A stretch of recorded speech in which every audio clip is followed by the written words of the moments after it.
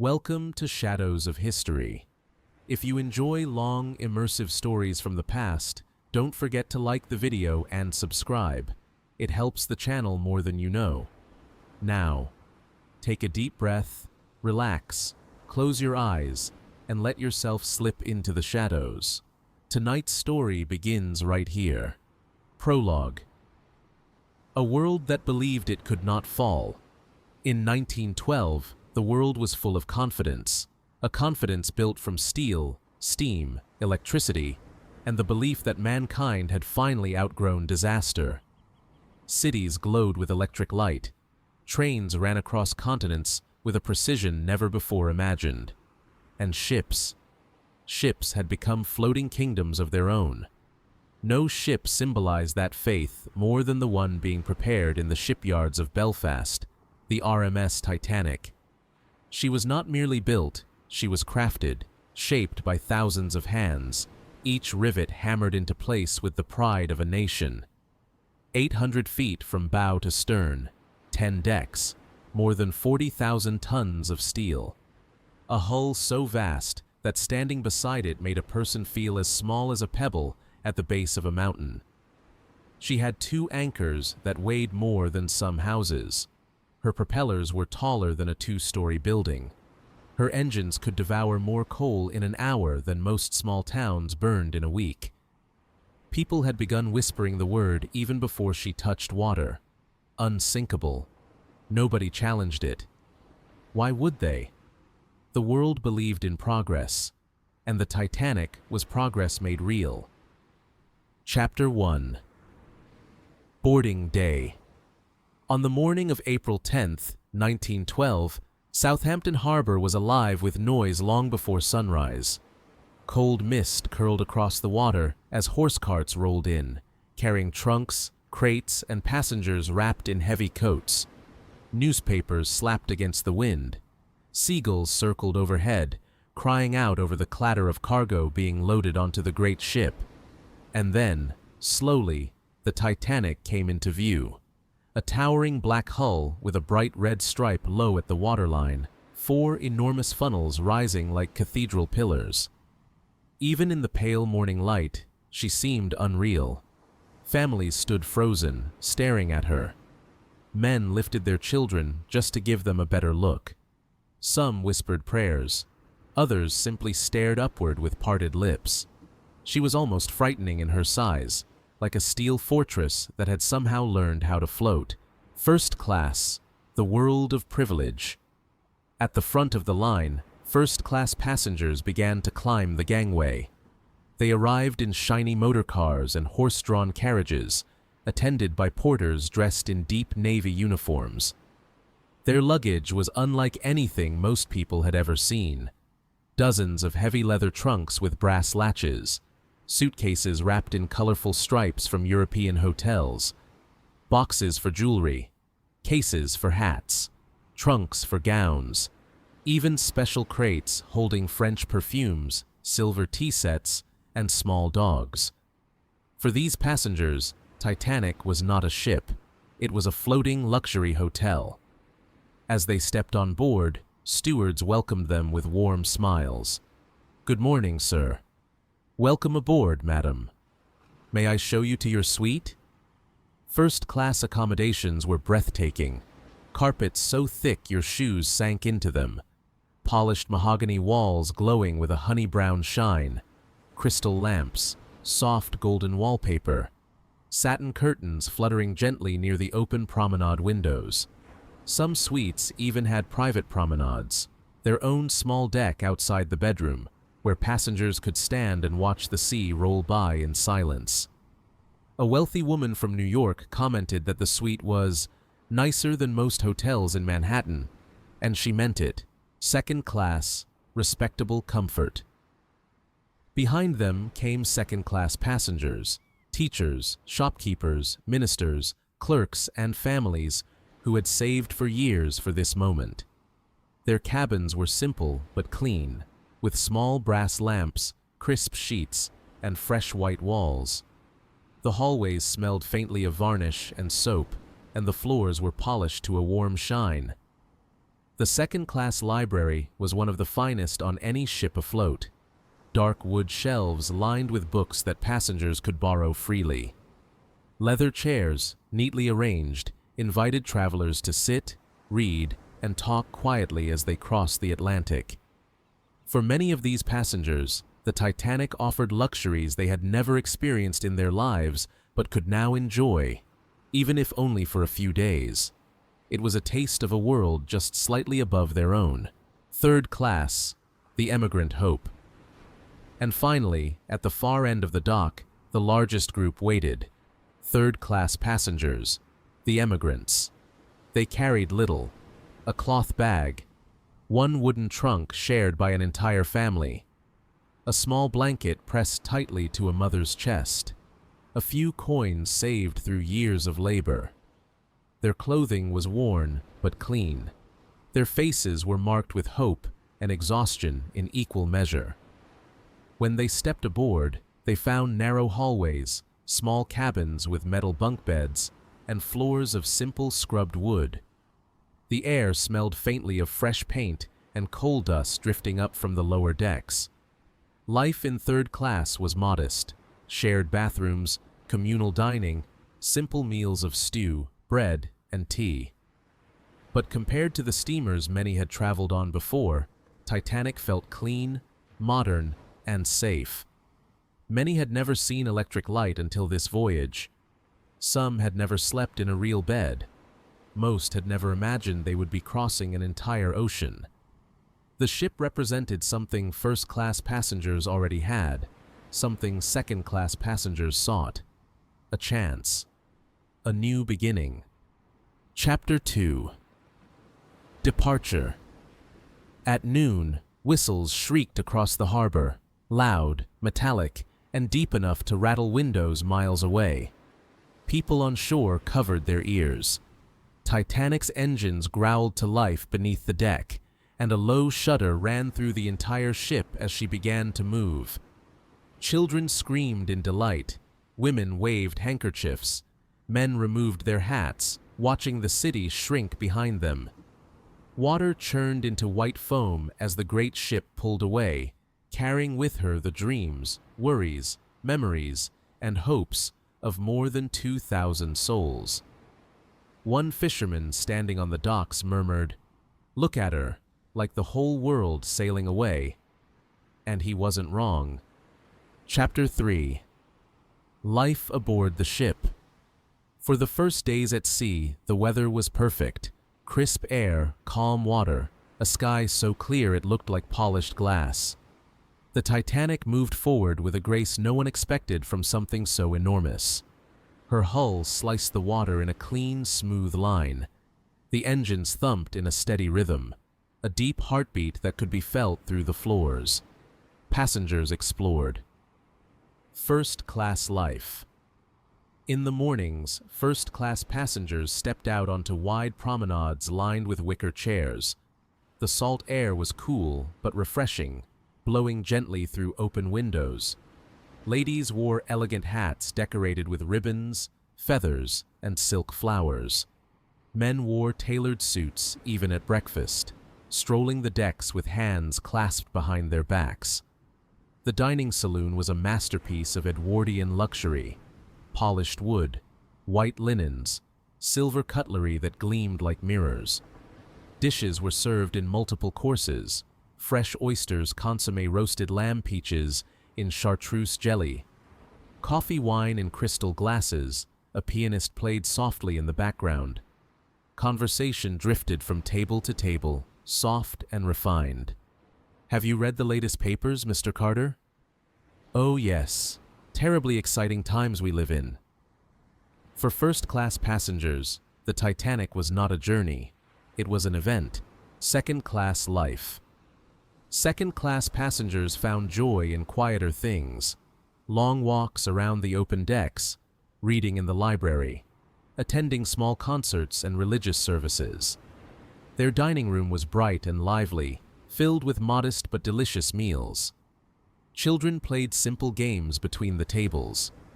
Newlywed couples held hands as they walked along the railings, staring at the horizon. At night, The lamps cast a gentle glow along the corridors, and the soft hum of the engines beneath the floor lulled many to sleep. For them, this was a taste of luxury, a world they might one day step into fully. Third-class life. Third-class passengers lived a different life, less polished, but far more spirited. Their dining saloons smelled of warm bread and potatoes from the kitchen. Children chased each other between rows of benches. Young men played cards at long tables. Women embroidered, talked, or sang quietly in their native tongues. And every night, without fail, music filled the air. An Irish fiddler would start playing, followed by a Swedish dancer, and then clapping, stomping, and laughter erupted. It was a world below the luxury, but full of life, color, and hope. Some nights, even the ship's crew would pause near the doors just to listen. Chapter 4. The ship. Herself. To truly understand the Titanic, one must imagine the ship not as steel and rivets, but as a world, a living, breathing city on the water. The engines deep beneath the passenger decks, giant steel engines thundered day and night. Firemen shoveled coal into roaring furnaces. The heat was unbearable. Sweat streamed down their faces, shirts soaked through within minutes. The air tasted of iron and ash. Their voices were drowned by the endless crash of machinery. But the engines worked flawlessly. Titanic glided forward with the confidence of a beast that believed itself invincible. The Grand Staircase. Above, at the heart of the ship, the grand staircase rose beneath a domed glass ceiling.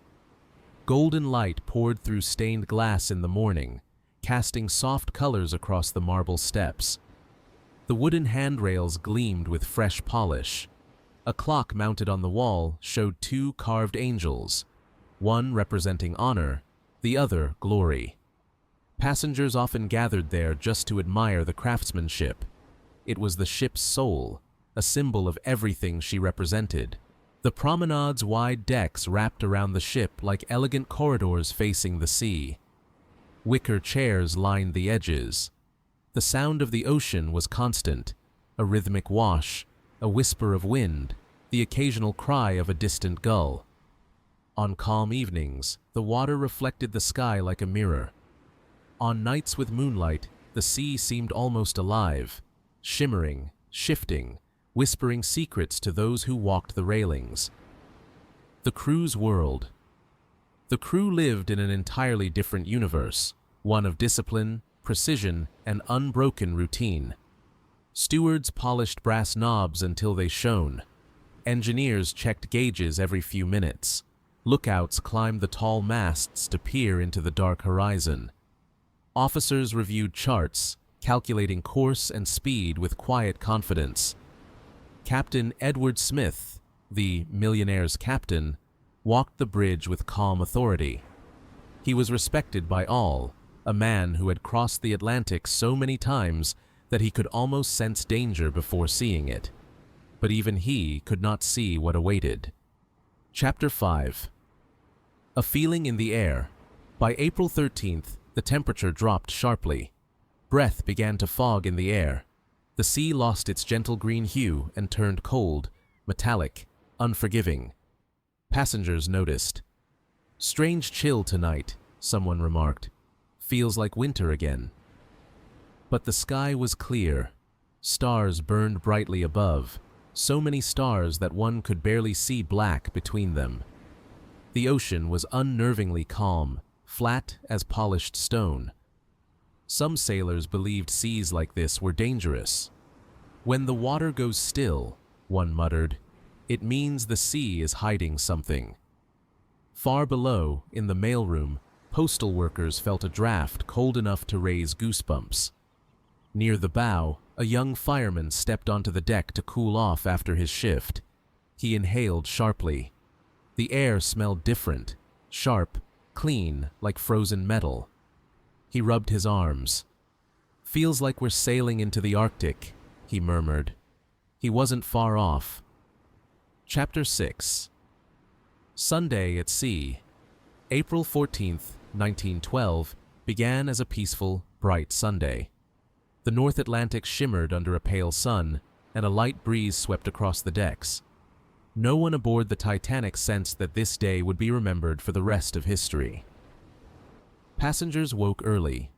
The ship's bells rang softly through the corridors. Stewards knocked gently on doors, delivering tea and coffee on small silver trays. In first class, the morning felt like a celebration. Ladies wore pastel dresses and lace gloves as they strolled along the promenade. Men gathered on the deck chairs, reading the Sunday papers that had been printed on the ship's own press. The sea was calm, the sky perfectly clear. Nothing, absolutely nothing, hinted at danger. First-class life. That morning, the first-class dining saloon filled with lively conversation. Waiters served eggs, fresh fruit, toast, bacon, and sausages, while sunlight poured through the long windows. John Jacob Astor, one of the richest men in the world, sat with his young, pregnant wife, Madeline. He joked quietly with her as she smiled politely beneath a large feathered hat. Nearby, Margaret Molly Brown spoke animatedly about her travels, laughing loudly enough that nearby passengers turned to watch her. In the reception room, the pianist played a gentle waltz as guests sipped tea from thin porcelain cups. Everything felt safe, beautiful, almost unreal. Second-class Sunday. In second class, the mood was peaceful and content. Families walked the deck after breakfast, enjoying the rare luxury of time and space. The church service was well attended. Passengers sang hymns together, their voices rising into the warm air. Nearer, my God, to thee. The minister read scripture while the ship glided across the water with perfect smoothness. Afterward, many went to the library, the reading room, or out to the promenade for fresh air. Children leaned over the railing, watching the ship slice through the endless blue. Their laughter carried on the wind. Third-class joy. Third class that morning was full of life. Babies cried. Children ran between benches. Young men leaned against the railings, staring out at the horizon and wondering what their future in America would look like. An Irish family played a lively tune on fiddle and tin whistle. Others clapped along, tapping their feet on the wooden floor. For these passengers, Titanic felt almost magical, far better than any ship they had ever dreamed of traveling on. They ate simple meals of porridge, bread, and ham, but the food was plentiful, and the dining rooms were bright and welcoming. Some families had spent everything they had to buy these tickets. They believed this journey would change the rest of their lives. In a way, they were right. Chapter 7. A Message from the Ice. Around midday, the first warning arrived. A wireless operator from another ship, the Niagara, sent a message. Icebergs, and large quantities of ice in your area. The message was delivered to the bridge. An officer noted it casually in a logbook. Another iceberg warning came soon after. Then another, and another. By the afternoon, the Titanic had received 6 separate ice warnings. Still, the engines pushed the ship forward at nearly full speed. Why slow down? The weather was perfect. The sea was calm. The Titanic was unsinkable. At least, that's what everyone believed. Chapter 8. The Wireless Room. Inside a small, hot room above the first-class entrance, the ship's 2 wireless operators worked tirelessly. Jack Phillips, the senior operator, sat at the key tapping messages as fast as he could. Harold Bride, the junior operator, sorted stacks of paper beside him. Passengers had been sending so many personal telegrams, messages to friends, business associates, and families in America, that the operators were overwhelmed. They barely had time to sleep. Amid the chaos of personal messages, more ice warnings came in. One from the Californian. We are stopped and surrounded by ice. Phillips, stressed and exhausted, replied sharply, Shut up. "I am working, Cape Race." He did not mean it cruelly. He simply didn't realize how important the message was.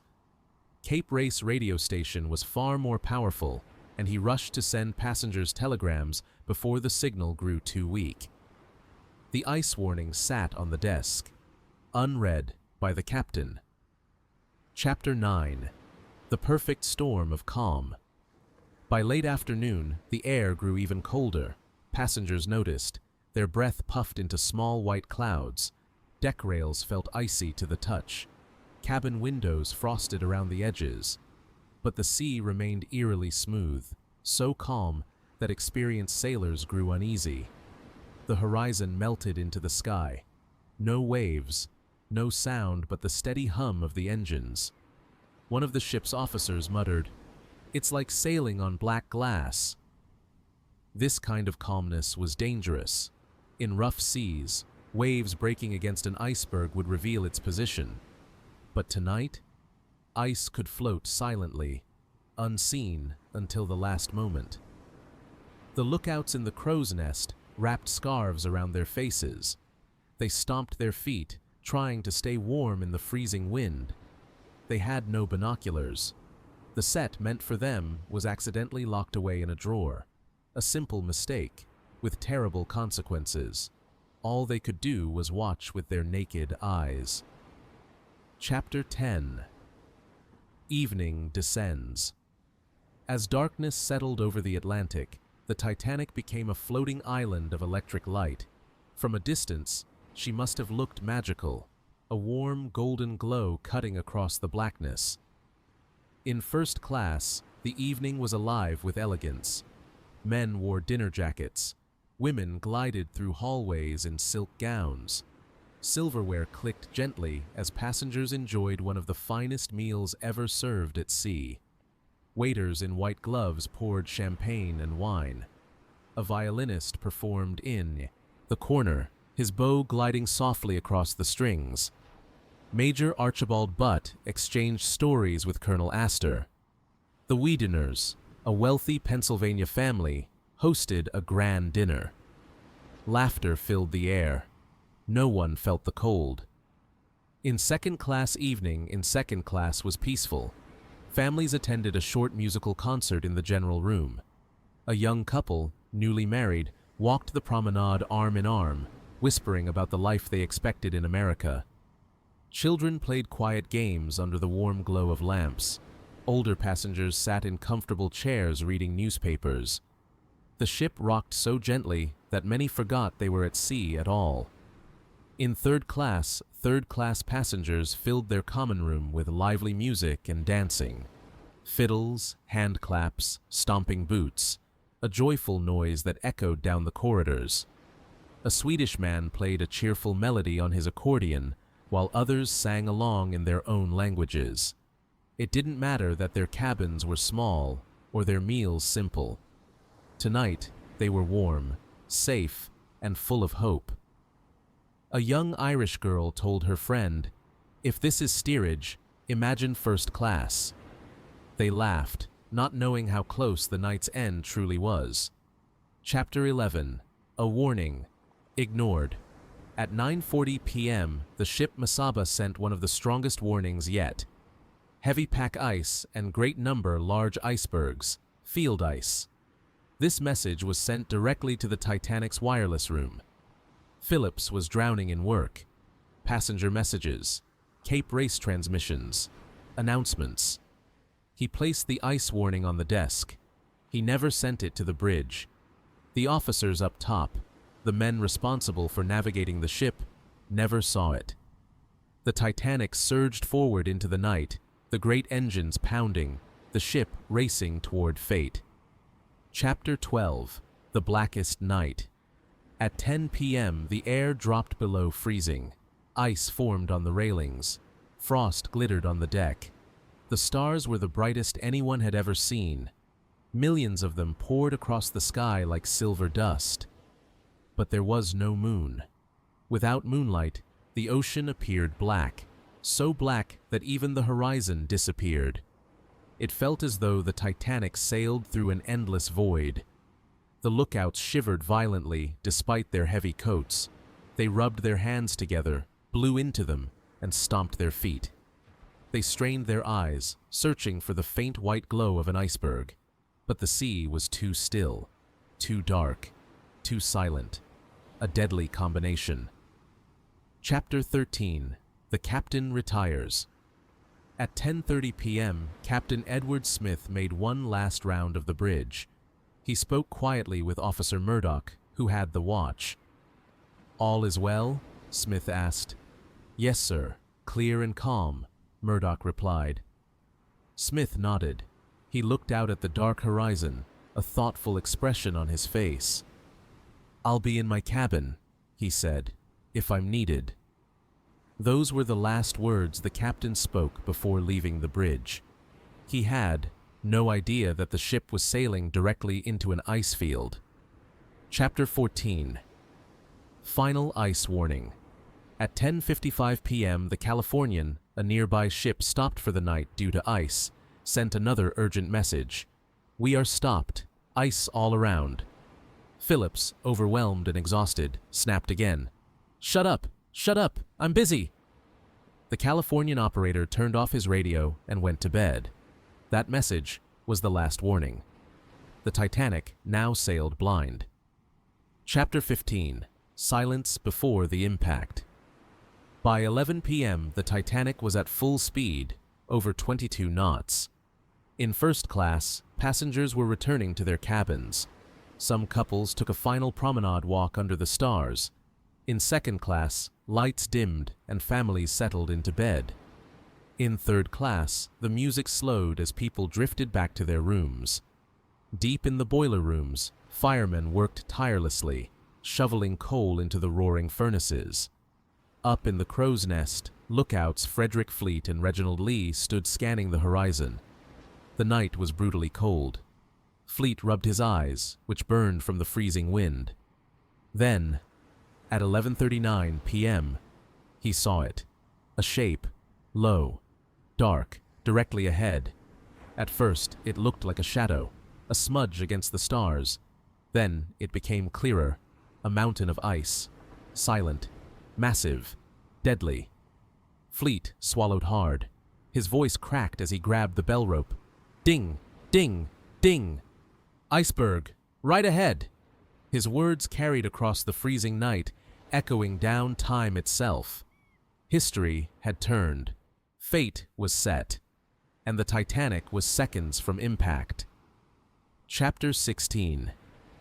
The iceberg appears. The moment Frederick Fleet shouted, "Iceberg, right ahead," the world seemed to freeze along with the air around him. His voice cracked through the silence of the night. Below him, Officer Murdoch reacted instantly. A man trained by years of sea duty to make decisions in seconds. "Hard a starboard," he ordered. "Full astern." The commands rang through the bridge like a hammer striking steel. In the control rooms deep below, engines thundered backward, sending vibrations through the entire ship. On the deck, the rudder turned with a groan like a waking giant. Titanic began to swing. Slowly. Too slowly. She was too large, too fast, too close. The iceberg loomed ahead like a frozen mountain, its jagged ridge glowing faintly under the starlight. Most of its mass lay beneath the water, unseen, unstoppable. The ship's bow veered left at the last moment. Passengers barely noticed, a soft shift beneath their feet. But below, in the cold black water, the iceberg scraped along Titanic's starboard side. A sound rose, not loud, not dramatic, a long, deep, tearing whisper, like a giant fingernail dragging along metal. Crewmen in the forward compartments felt the hull shiver. Rivets popped like gunshots. Water surged in, not a trickle, but a violent, icy blast. Seconds later, the ship had been mortally wounded. Chapter 17. The Moment of Impact. On deck, the collision felt strange, soft, almost gentle. A few passengers paused during their late-night strolls. A couple holding hands stopped, listening. What was that? Probably nothing. A wave, maybe. In first-class cabins, chandeliers swayed lightly. A few glasses slid an inch across polished tables. In the smoking room, a group of men playing cards felt the room tremble. Colonel Astor raised an eyebrow. "Well now," he murmured. That was peculiar. In third class, it was different. People heard the grinding clearly. They felt the jolt. They heard the shudder run through the ship like a sigh of pain. A young Irish woman clutched her baby tighter. A Swedish boy looked up from his bunk, eyes wide. A group of men stopped their card game mid-hand. But when no alarms rang, when no crew rushed through the halls, uncertainty replaced fear. "Must not be anything bad," someone said, and they wanted to believe it. Chapter 18. Below deck, disaster begins. But in the bowels of the ship, the truth revealed itself immediately. Water burst through the torn steel like a living creature. Men working in the mailroom shouted as icy seawater surged around their knees. Mailbags floated, shelves collapsed, the cold cut like knives. In Boiler Room 6, firemen stared in disbelief as seawater flooded over the stokehold floor. It rose alarmingly fast, a foot in seconds. "Close the watertight doors," someone cried. Above them, the doors began to slide shut with heavy iron thuds. But the sea was already inside. A fireman scrambled onto a ladder just as the water surged up to his waist. The Titanic had been designed to stay afloat with 4 compartments flooded. 5 were already filling. The crew didn't know that yet, but in those first moments, they sensed something was very, very wrong. Chapter 19. Confusion on the Bridge. On the bridge, Officer Murdoch stared out into the darkness, his heart pounding. He had done everything he could, everything a man could do in those seconds. Captain Smith rushed in, robe thrown over his nightshirt. "What happened?" "We struck an iceberg, sir." Captain Smith's eyes narrowed. He stepped onto the starboard wing of the bridge. Through the blackness, he could see the iceberg fading into the night behind them. "How bad?" he asked. "We're not sure yet." Smith ordered, "Close all watertight doors." Chief Officer Wilde nodded. "Already closed, sir." Smith inhaled, the cold air biting at his lungs.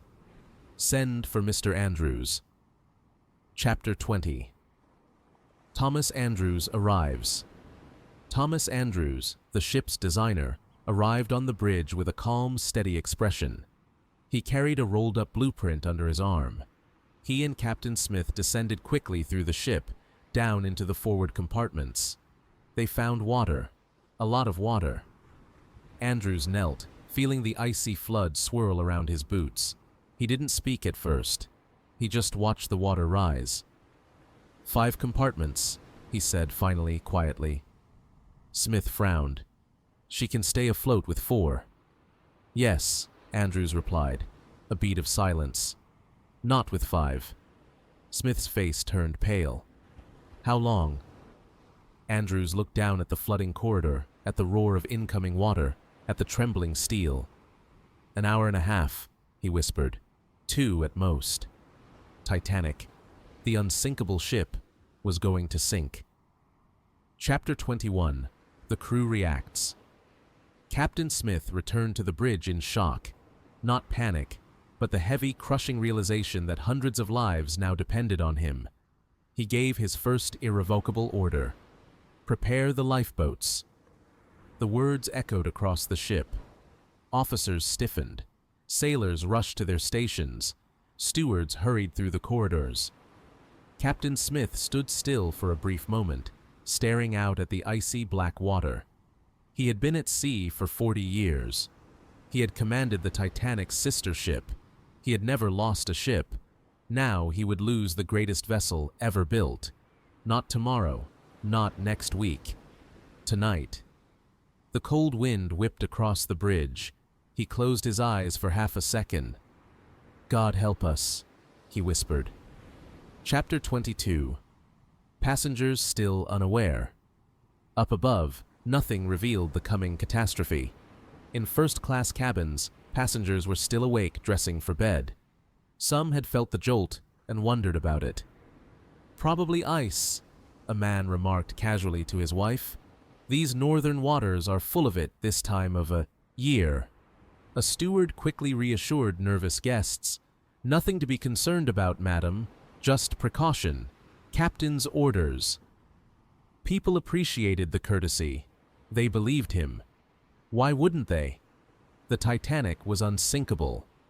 In second-class families sat up in bed, listening to the ship's faint tremble.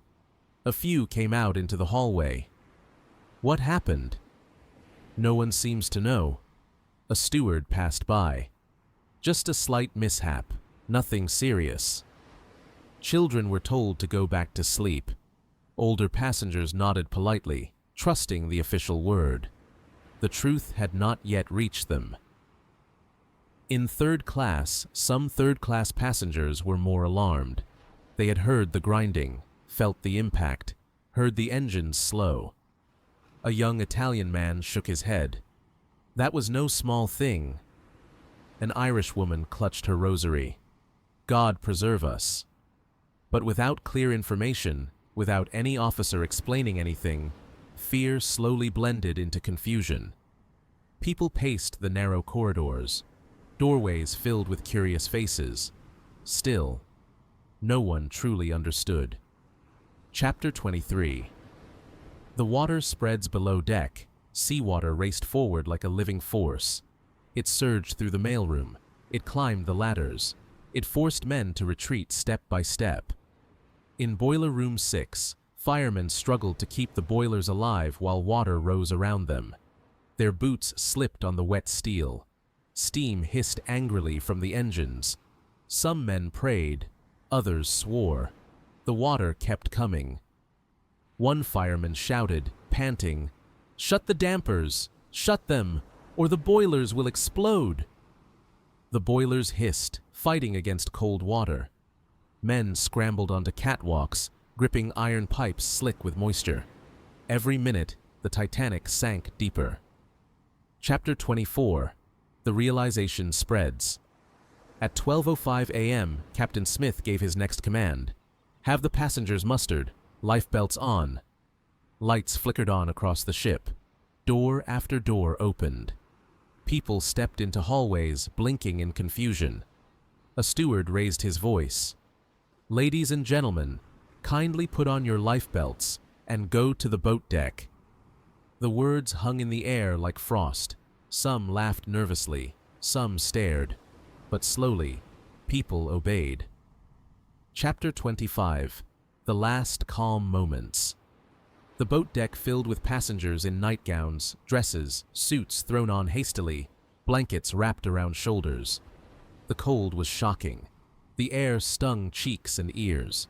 Frost formed on eyelashes. Women clutched children. Men tucked coats tightly around themselves. Breath rose in white clouds. Yet the deck was silent. No panic, no screaming, just confusion. People whispered, "Is this really necessary? Surely it's only precaution. This ship cannot sink." The lifeboats hung above them, empty, swinging gently. Most didn't know that the Titanic had lifeboats for barely half the people on board. Not that it mattered. At this moment, most weren't willing to get into them. Anyway, the Titanic looked strong, bright, invincible. The music still played faintly inside the lounges. Warm lights glowed behind glass windows. The ship sat seemingly still on the black water. Why panic? Why fear? Nothing looked wrong. Nothing except the cold. Nothing except the strange stillness of the sea. Nothing except the fact that the bow was sinking ever so slightly. Hardly noticeable, but real. Chapter 26. Thomas Andrews walks the deck. Thomas Andrews walked quietly among the passengers, his expression calm but grave. He checked lifebelts, helping women tie them properly. He gently encouraged families toward the boats. "Just precaution," he said softly. "Just in case." But inside, he already knew the truth. People noticed the sadness in his eyes. One woman stopped him, touching his sleeve. "Is the ship truly in danger?" Andrews paused. In that moment, he had a choice: lie or be honest. He looked at her with quiet sorrow. "Madam, I assure you, the ship will sink. It is a mathematical certainty." She gasped, covering her mouth. "Then, there is no hope?" He looked toward the lifeboats. "There is, for some." Chapter 27. The band continues to play. Inside the first-class lounge, the ship's orchestra gathered with their instruments. Wallace Hartley, the bandleader, lifted his violin. "Gentlemen," he said softly, "let us do what we are hired to do." They began with light, cheerful tunes, hoping to keep the atmosphere calm. Their music drifted through the open doors, down the corridors, out onto the deck. The passengers heard it.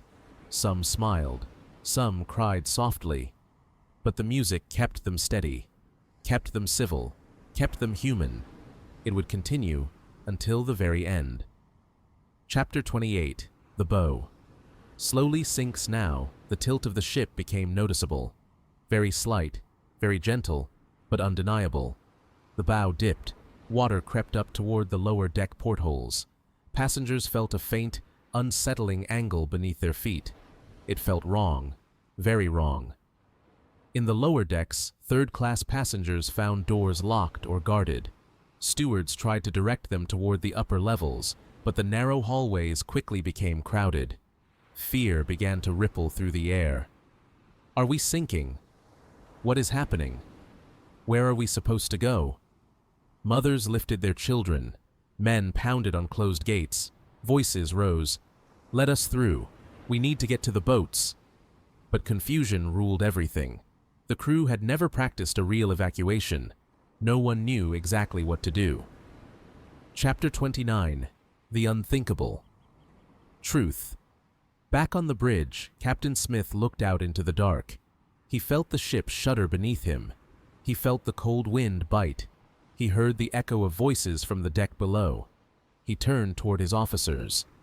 "Send the distress signal," he ordered. CQD, Jack Phillips sent into the night. Then Bride suggested a new code that had just begun, circulating among operators. SOS. Phillips tapped it out into the darkness. It was the first time in history the code would be used in a real emergency. Ships miles away heard the call, but none were close enough. The Titanic was alone, and sinking. Chapter 30. The first lifeboats are lowered. Shortly after midnight, the order was given. Women and children first. The command echoed across the boat deck, carried by the freezing wind. Officers repeated it over and over, their breath turning to clouds in the frigid air. This was no longer precaution, no safety drill. The crew now knew the truth. The Titanic was sinking. But most of the passengers did not. When Lightoller, the senior officer on the port side, approached the first lifeboat, he saw only a handful of people standing nearby. The deck was wide, brightly lit, and calm. The ship still looked perfectly alive, its lights glowing against the black water. It didn't look like a vessel about to die. No one wanted to leave its warmth. Lightoller shouted again, "Women and children, please step forward." A few did. Most hesitated. Families lingered together. Men refused to be separated from their wives. Wives refused to abandon their husbands. "We won't be long," some said. "It's only precaution." The truth had not yet reached their hearts. And so, at 12:40 a.m., lifeboat number 7, the very first, was lowered into the ocean with only 28 people aboard. It could hold 65. Half empty. Meanwhile, inside the ship, flooding continued. Chapter 31. The cold begins to bite. A sharp wind swept across the decks, forcing passengers to huddle together. Blankets wrapped tightly, coats pulled close, children pressed into their mothers' sides. The temperature had dropped to nearly freezing.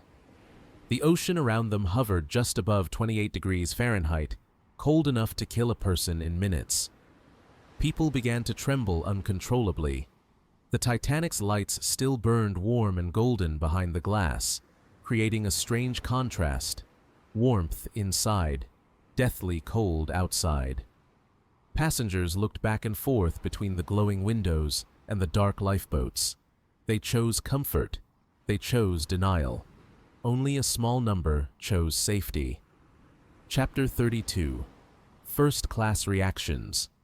On the port side, the wealthy stood quietly, waiting, discussing, doubting. Colonel Astor helped his young, pregnant wife into a lifeboat. She begged him, "Jack, please come with me." He shook his head gently. "No, my dear. The rule is women and children first. I will join you later." She reached for him as the boat began to lower. His hand slipped from hers as the crew shouted commands. Nearby, Isidore and Ida Strauss, partners in life for decades, were offered seats, but Ida refused to leave her husband. "We have been together many years," she said softly. "Where you go, I go." Stewards and officers begged her to reconsider, but she only tightened her grip on her husband's arm. The Strausses stepped back, and they remained together until the end. Some first-class ladies joked nervously. Some asked for blankets. Some questioned why the ship stopped. The panic had not yet reached this part of the deck. But the cold had. Chapter 33. Second-class confusion. Second-class passengers reached the boat deck late. They had long corridors, staircases, and confusing passageways to navigate. Many weren't even sure they were allowed onto the upper decks. Some waited for instructions that never came. Others were misdirected by stewards, who themselves were uncertain. A young English schoolteacher asked an officer, "Sir, is the ship in danger?" The officer hesitated, then answered, "Yes, I'm afraid it is." Her face paled as she clutched a small bag to her chest. Down the corridor, families rushed forward in scattered groups, breathless and frightened. Where do we go? Which stairs? Are the boats full? Every question was answered with uncertainty. They had trusted the Titanic, trusted its size, trusted its reputation. Now, they trusted no one. Chapter 34. Third-class barriers. The worst confusion lay below, in third class. Narrow passageways, locked gates, unfamiliar signs, foreign languages. All of it combined into chaos. Mothers carrying babies pushed against doors that wouldn't open. Families begged stewards to guide them. Men pounded on metal gates. Some sections were unlocked, others were not. The crew tried to follow maritime law, to keep different classes separated, to maintain order. But the situation was unraveling too quickly. A Norwegian mother cried out, "Please, my children!" A group of Irishmen rammed a gate with their shoulders until it burst. They surged forward, shouting in confusion and fear. People tripped on suitcases, blankets, toys left behind. The ship tilted just enough to make the hallways feel unnatural, a downward slope toward the dark bow. Many didn't know where the lifeboats even were. Above their heads, the ship continued sinking. Chapter 35. The band plays on. Inside the first-class lounge, the musicians continued their work. The walls glowed warmly from electric lamps. Chairs and tables were arranged neatly around the room. The air smelled faintly of perfume, cologne, and expensive cigars. The band played cheerful, comforting melodies, waltzes, ragtime tunes, and soft hymns. It wasn't until the music drifted onto the deck, through the cold night air, that passengers realized something important. The musicians were playing to keep them calm. Not for entertainment, not for amusement, for courage. Every note was a lifeline. One woman whispered, "If the band is playing, the danger cannot be that great." She believed that. Many did. Others began to understand the truth. Chapter 36. The ship's tilt grows worse. By 12:50 a.m., the bow had dipped far enough that water reached the lower promenade deck. Crew with lanterns rushed below to inspect. They saw broken furniture floating, suitcases drifting, cold seawater rising in the elegant corridors. They slammed doors shut behind them and hurried back up the stairs. The tilt of the ship became more noticeable. People felt themselves leaning ever so slightly forward as they walked. Children slipped on the icy deck. Men braced themselves against the railings. Some passengers gasped, others tried to deny it. But denial had less room to hide now. Something was happening beneath their feet. Something massive, unstoppable, catastrophic. Chapter 37. Arguments and decisions. At Lifeboat number 5, a group of men argued with Officer Murdoch. "There's no real danger. Why are you sending the women away? We paid good money for this passage. The ship is steady." Murdoch raised his voice with force. "Silence. Women and children first." For some men, this was the moment they realized they would not get a place. Not yet. Maybe not ever. A father hugged his daughters one last time before lifting them into the lifeboat. A British man kissed his wife's hand. "Go, my love.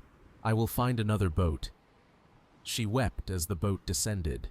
A young couple from second class argued fiercely. "I'm not leaving without you. You must. Please, go. I will not leave you here." Officers pulled her into the boat as her husband gripped the railing helplessly.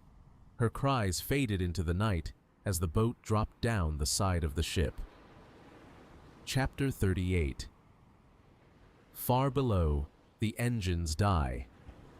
At 1 a.m., the Titanic's engines stopped. The sudden stillness sent a shiver through the ship, as if the vessel had exhaled for the final time. Deep in the boiler rooms, men stood in ankle-deep water, listening to the eerie quiet. No pounding pistons, no rattling steel, only the distant, muffled rush of water flooding the forward compartments. One fireman whispered, "It's over." Another hung his head. "God help us all." Chapter 39. The wireless room. Desperate messages. Upstairs, in the cramped wireless cabin, Jack Phillips pounded messages into the night. "SOS, SOS, CQD, Titanic sinking, require immediate assistance." Static hissed. Replies trickled in. The Carpathia, 40-plus miles away, responded, "Coming full speed, hold on." But it would take nearly 4 hours to get there. Phillips kept tapping. Bride fetched messages, organized cables, tried to help. But the ship's deck tilted more and more.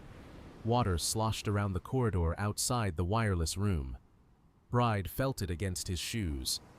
"Jack, we need to get the lifebelts." Phillips didn't stop sending. "We will not leave this room until we're relieved." His hands never slowed. Chapter 40. The cold reality. At 1:10 a.m., the crew realized something horrifying. Half the lifeboats were gone. Yet most passengers were still on board. Thousands stood shivering in the freezing air. Women cried softly. Men stared in silence. Children whimpered. The decks grew slick with frost. The ship's bow sank deeper, pulling the rest of the ship at an obvious angle. No more denial. No more doubt. The Titanic was dying. And time was running out. Chapter 41. A turning point. At Lifeboat. Number 6, Molly Brown shouted at men who hesitated to help row. "Get in there and row, for God's sake. You're not made of sugar." Her voice carried across the water as the lifeboat moved away. Out at sea, the ship looked enormous, glowing like a city in the night. But from the small boats below, passengers noticed something terrifying. The bow was nearly under the waves. The stern lifted slightly. The ship was tilting. A woman covered her mouth. My God, she is sinking. The truth hit like a blow. Chapter 42. Rising Panic. On deck, panic finally broke through the fragile calm. People pushed toward the boats. Voices rose. Some cried. Some shouted. A third-class man burst onto the deck, gasping. "The lower decks are flooding! It's coming fast!" Women screamed. Men backed away from the railings, staring. Passengers who had refused boats earlier now begged for them. "Please, let me on! I didn't know! I didn't know! Save my child! Please!" But there were fewer and fewer boats remaining. Officer Lightoller raised a hand, trying to maintain order. No men. Women and children only. A man from second class dropped to his knees. "I beg you. My wife is already in a boat. I must go with her." Lightoller shook his head. "I'm sorry, sir." The man covered his face, sobbing. Chapter 43. Women step back. Not all panic came from men. Some women refused to leave without their husbands. They stepped back from the boats. One officer pleaded, "Madam, the boat is ready. Please board." "No," she answered firmly. "If he must stay, then so do I." Others clutched their husbands' arms. "You come with me, or I won't go." Officers struggled to separate families. The night became a tangle of love, fear, denial, and sacrifice. Chapter 44. The Lifeboats. Drifting away far below, the lifeboats drifted silently on the Black Sea. Passengers huddled together for warmth, trembling violently. They looked back toward the Titanic. She was no longer level. Her bow dipped sharply, the line of her deck visibly slanted. The music still floated across the water. Soft hymns, sad melodies. It was surreal, a dying ship playing her own farewell. Chapter 45. Thomas Andrews' Final Walk. Inside the ship, Thomas Andrews moved through the first-class lounge, straightening life jackets left on chairs. He touched tables, adjusted furniture, tiny gestures of a man accepting the fate of something he loved. A steward asked him, "Mr. Andrews, is there anything else we can do?" Andrews paused. His voice was barely above a whisper. "No, nothing." He looked around the magnificent room, its golden lamps, its polished wood, its elegance, and then walked away, disappearing into the corridors. No one saw him again. Chapter 46. The Last Boats. By 1:40 a.m., the last of the workable lifeboats were being filled. The deck had changed.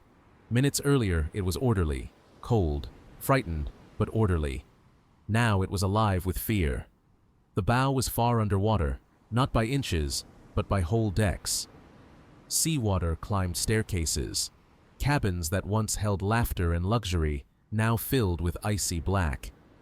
The Titanic tilted forward at a terrible angle, so steep that people leaned sideways as they walked, holding the railings to keep balance. Lifeboat number 14 was lowered with difficulty, Officer Lowe firing his pistol in the air to keep men from rushing it. Stand back, damn you!" The gunshots echoed over the water, but even gunfire could not silence the rising panic. Women screamed. Children clung to their mothers. Men begged officers to let them join their families. But the boats were leaving, one by one, drifting into the night, and the Titanic was sinking faster. Chapter 47. A Father's Choice. On the starboard side, a father lifted his two daughters over the rail. "Be good girls," he whispered. His hands shook violently from the cold, or from fear. "Mama will look after you when we reach New York." "But Papa," the youngest cried. He forced a smile, though tears filled his eyes. "Papa will see you soon. I promise." He lied. The officer seized the moment and lowered the boat. The father watched his daughters drift away on a small patch of wood and canvas, disappearing into the darkness. He stood alone, his breath shuddering in the freezing night. Chapter 48. Third Class Breaks. Through below deck, third-class passengers finally broke through the last set of gates. Some gates had been locked, some merely stuck, some guarded by panicked crew without clear instructions. Now, none of it mattered. Men tore down barriers with furniture, others smashed through side corridors. Mothers carried crying children, their breath turning white with every gasp. Dozens of people stormed the staircases, pushing upward into second-class areas. Stewards tried to guide them, but the crush was overwhelming. "I need to get my wife out. Where are the boats? Please, I beg you, where do we go?" The ship listed sharply, throwing people against railings and walls. A young Irishman gripped a handrail, panting. "God help us! We're too late." He wasn't wrong. Chapter 49. The music turns somber. The band gathered near the forward end of the boat deck, in the freezing wind. They had been playing cheerful music before. Now, Wallace Hartley lifted his bow and began something slower, something older, something sacred.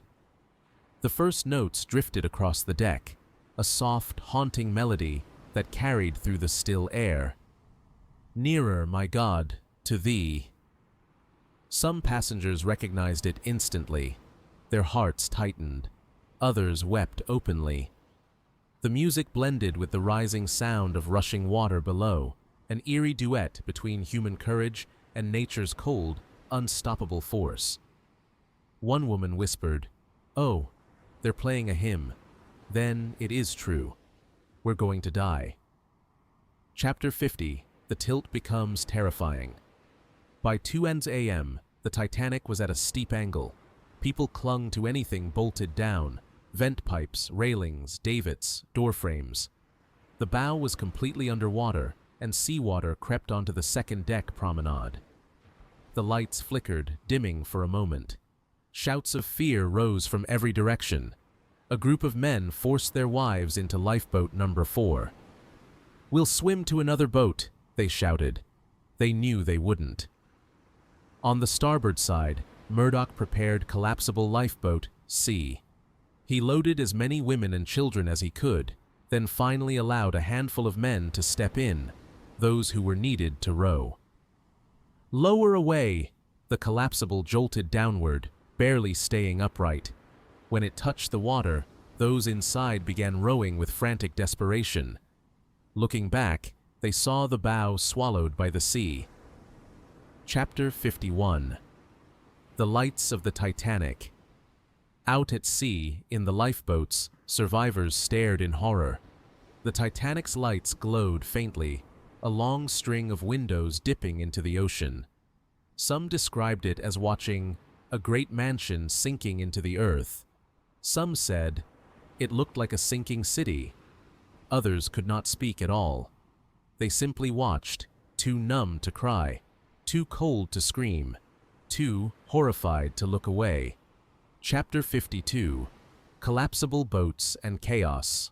On the port side, Officer Lightoller struggled with collapsible boat B. It had been tied to the roof of the officers' quarters, never meant to be launched this way. Men worked desperately, hands numb with frostbite, trying to untie ropes, cut canvas, slide the boat to the deck.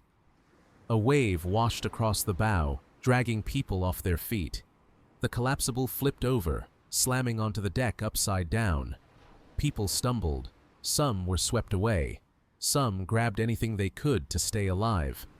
Above them, the ship's forward funnel shuddered dangerously. Chapter 53. The Final Boats Leave.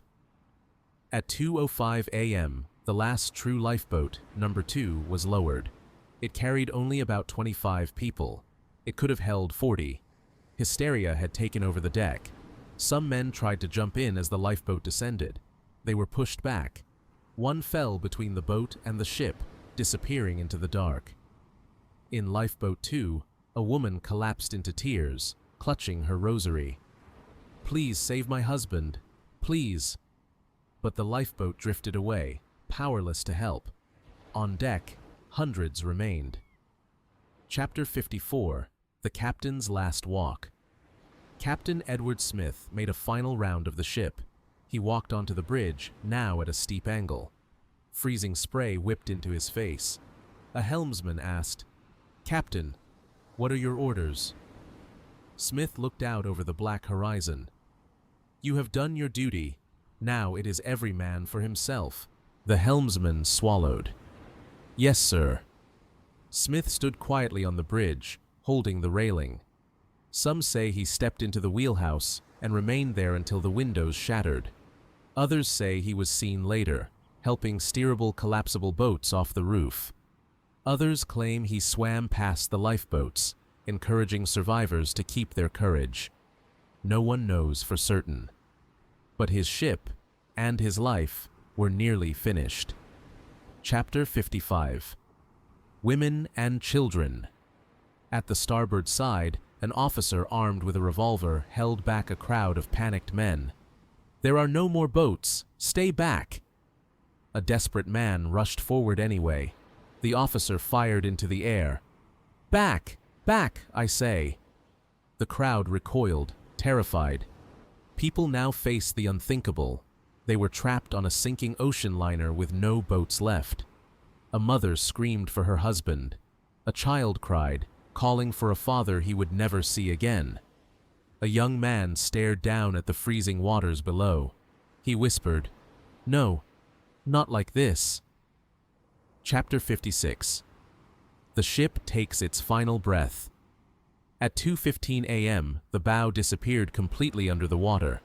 A groaning metallic roar ripped through the ship, as if the Titanic herself were crying out. The stern rose higher. Deck chairs slid. People tumbled down the slanting deck. Panicked screams filled the air.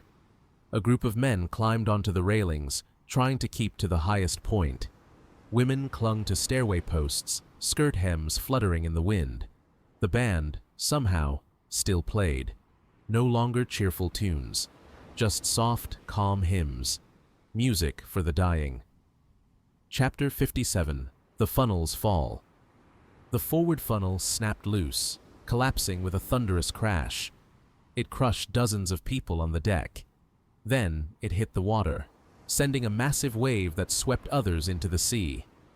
One man was blown clear off the ship by the force of the falling funnel, landing far from the wreck. He would survive because of it. Chapter 58. Those who jumped. Some people made their choice early. They climbed the railings, looked down into the black freezing sea, and jumped. The freezing water hit them with instant, agonizing shock. Muscles locked. Breath vanished. Some died in seconds. Others swam instinctively, desperately, toward anything that floated. The screams pierced the night. A lifeboat nearby heard them, but could not return.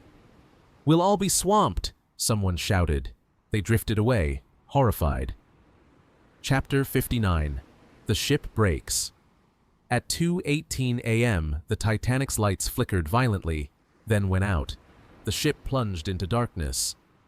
Seconds later, a deafening crack split the air. The Titanic broke in two. The stern, torn from the bow, settled briefly on the water. People clung to railings, staircases, anything they could find. Then the stern tilted upwards, higher and higher, almost vertical. Men fell. Women slid across the deck. Children screamed.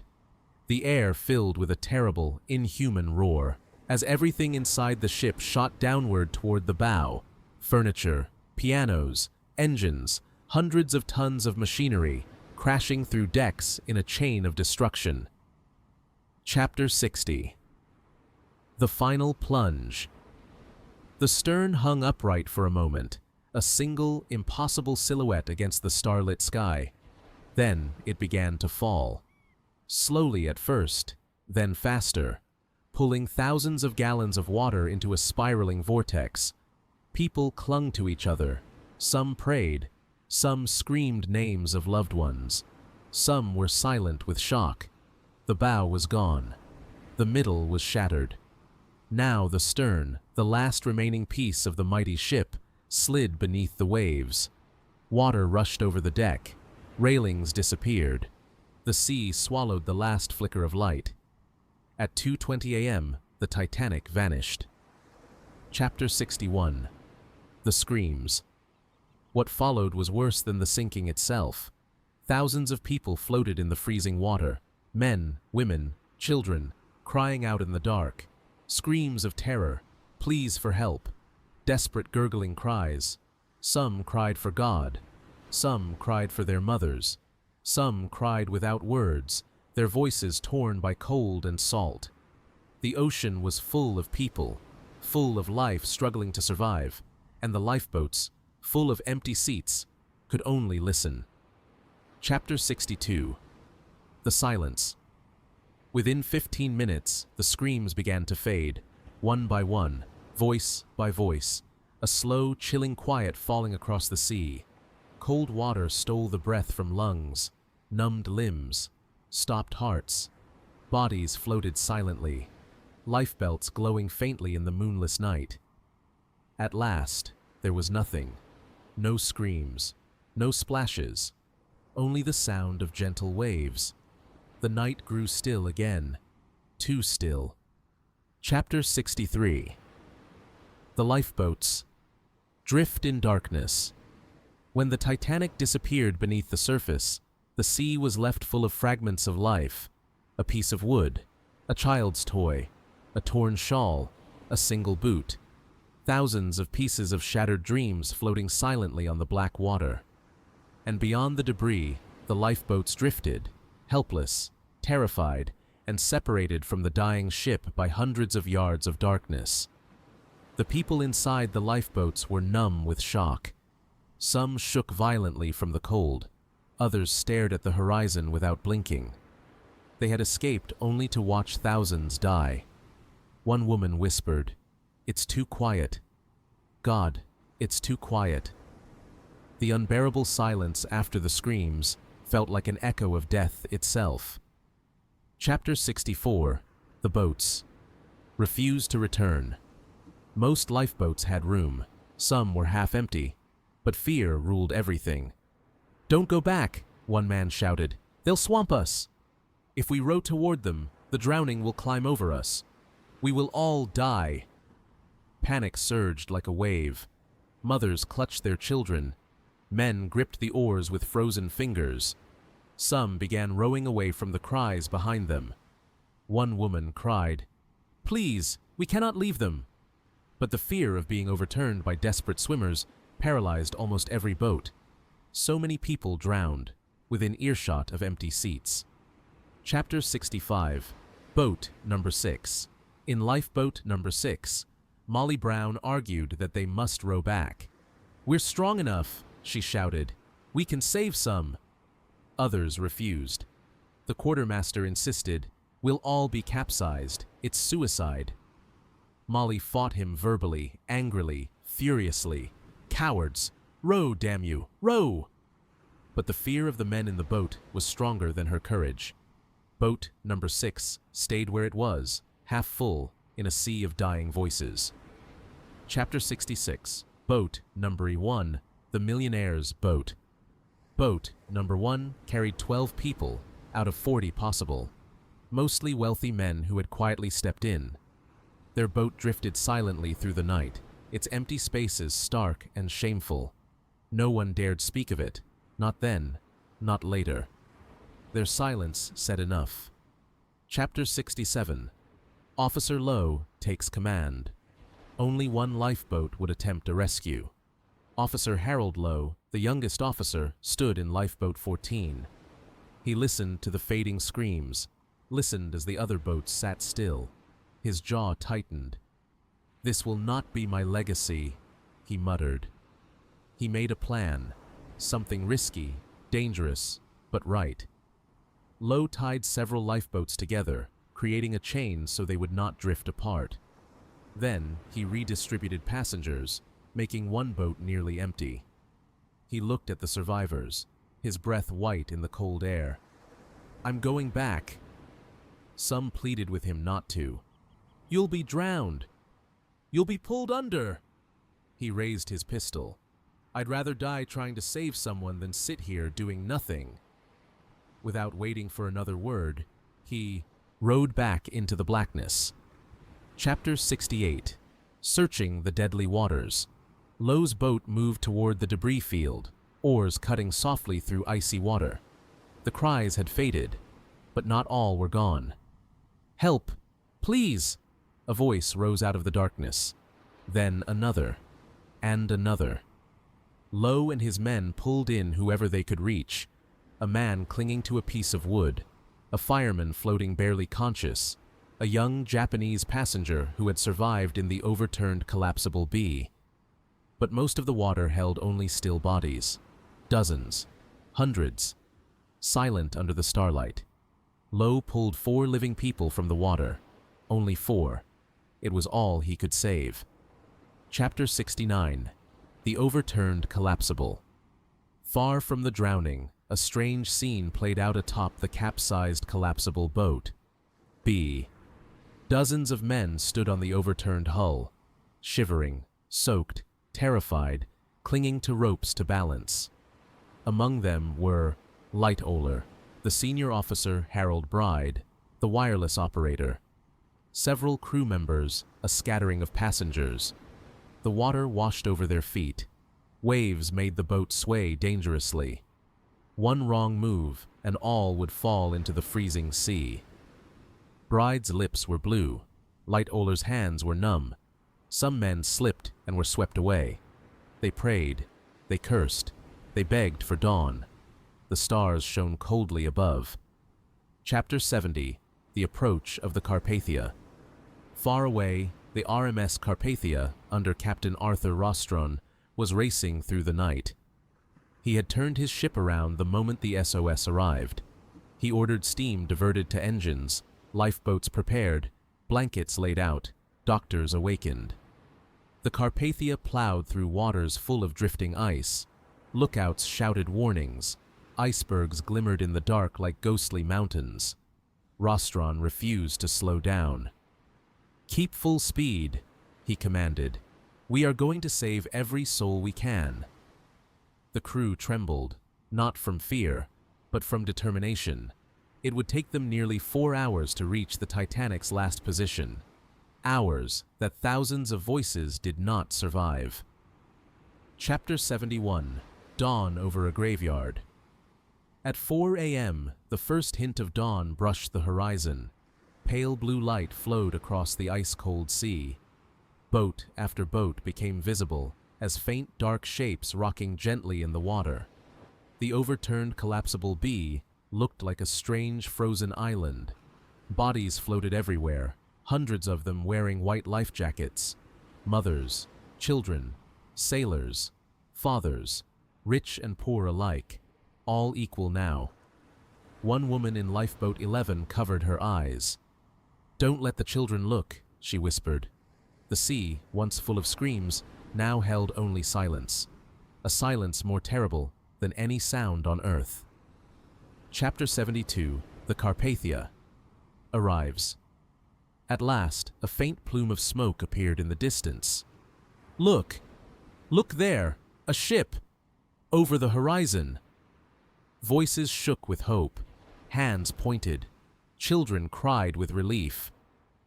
The Carpathia emerged slowly from the dawn, a dark silhouette growing larger and larger with each passing minute.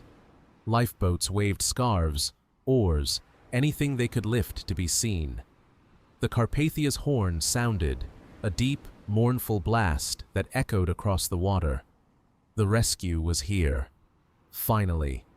Chapter 73. Picking up survivors. The lifeboats rowed toward the Carpathia. Crew members leaned over the rails, throwing rope ladders, nets, and canvas slings. Women were lifted up first, then children, then the men. Some survivors were too weak to climb. They were hauled aboard, wrapped in blankets, as doctors checked their pulse and breath. One woman collapsed onto the deck, sobbing. My husband is gone." Another held her child so tightly that sailors had to pry her fingers away to check the boy's skin for frostbite. The Carpathia crew wept quietly as they worked. Some had never seen death before. None had seen it in such numbers. Chapter 74. Counting the Lost. When all lifeboats were finally emptied, the truth became clear. 1,500 lives were gone. 705 survived. The officers kept record. The doctors tended to the half-frozen. The crew passed out blankets, coffee, warm soup. But grief fell over the ship like a storm cloud. People searched desperately for loved ones. Have you seen my daughter? Did my husband board your boat? Please tell me he survived. Mothers asked about sons. Children asked about fathers. Wives stared toward the sea, hoping for a miracle that would never come. Chapter 75. Survivors. Tell their stories. Those who could speak told their stories in fragments. I saw the bow go under. The band played until the end. My husband lifted our boy into the boat. People jumped. They jumped everywhere. There were bodies, so many bodies. She said she wouldn't leave me. He told me to go. I wanted to stay. The screaming. God, the screaming. Every story was different. Every story was the same. Loss, terror, courage, sacrifice. Titanic had taken thousands of dreams to the ocean floor. Chapter 76. Silence on the Carpathia. That night, the Carpathia steamed slowly toward New York. The survivors lay across the decks, wrapped in blankets, staring at nothing. Some whispered prayers. Some slept from exhaustion. Some simply rocked back and forth, their minds trapped on the sinking ship. In the dining rooms, untouched food grew cold. No one felt like eating. Crew moved silently, their faces pale. The captain dimmed the lights as a sign of mourning. The Carpathia was quiet, a floating tomb of memories. Chapter 77. The Long Journey to New York. For 2 days, the Carpathia crossed the sea with her tragic cargo. Women sat together, crying in soft, broken voices. Children asked questions they didn't understand. Where's Papa? When will we see him again?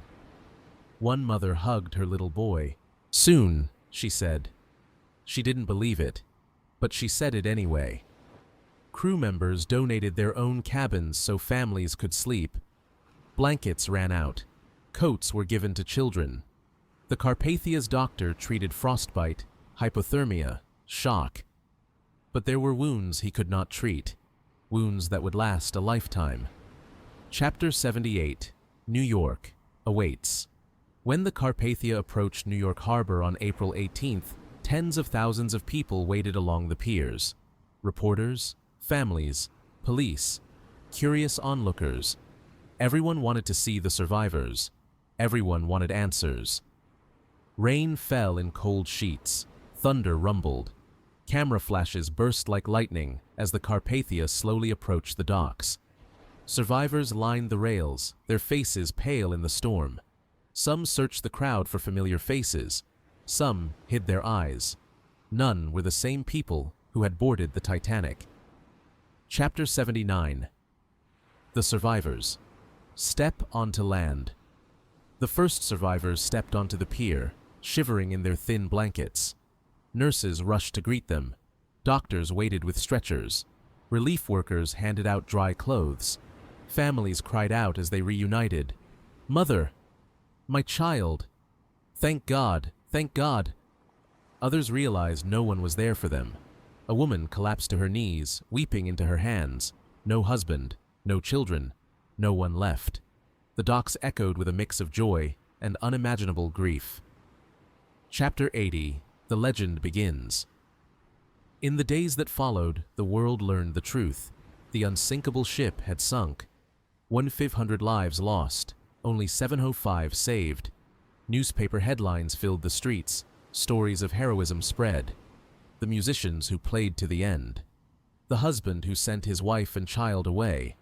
The wireless operators who refused to abandon their post.